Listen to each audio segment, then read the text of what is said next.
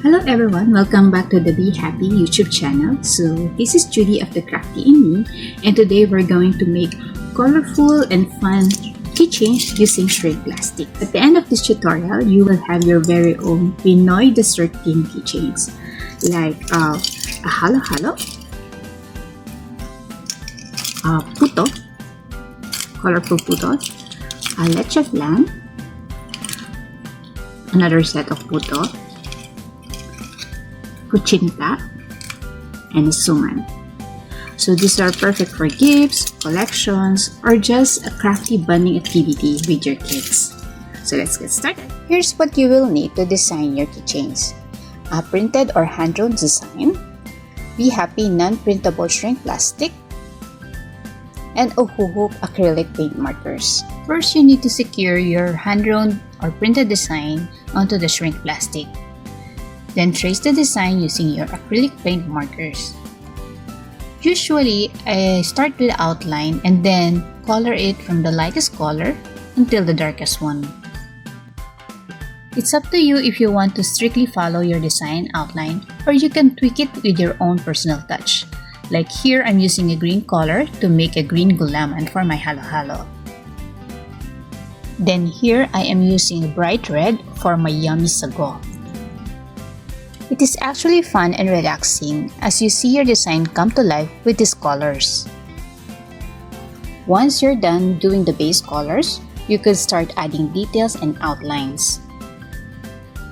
Since I'm left-handed, I start coloring from right to left to prevent my hand touching the paints when it's wet.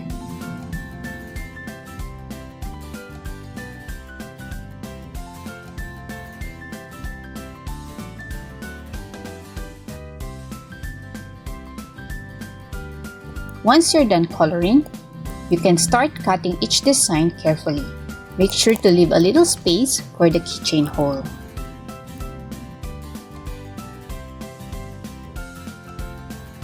Now using an eyelet puncher, punch a hole to the allotted space. Now let's prepare for shrinking. Place a glass mat to protect your table from heat. Ready your cutout designs. You'll need a heat gun. Remember, hair dryer won't work. You need a weeding tool to hold the shrink plastic safely while heating. Then keep a heavy flat item nearby, like an acrylic block, to flatten the pieces later. While securing your design using a weeding tool, start heating the shrink plastic. Move the heat gun around the whole surface. Don't stay in one spot. Keep going until you see it curl and shrink down. Once the piece has shrunk, quickly press it flat with your heavy item. This keeps your design flat and smooth. For extra shine, you can coat your design with resin.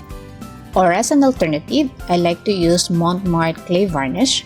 I just brush it on and let it dry for a glossy finish.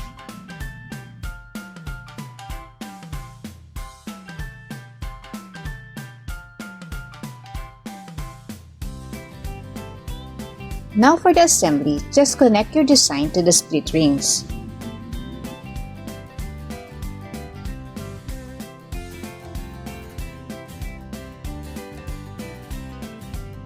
You can also add a tassel for added flair.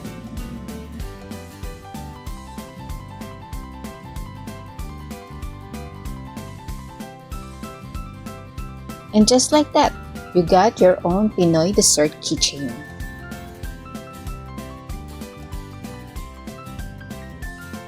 I hope you enjoy and try this at home. Thank you for sticking with me until the end. Stay tuned for more tutorials at the Be Happy Crafts channel. This is Judy of the Crafty in Me. Until then, be crafty, be happy!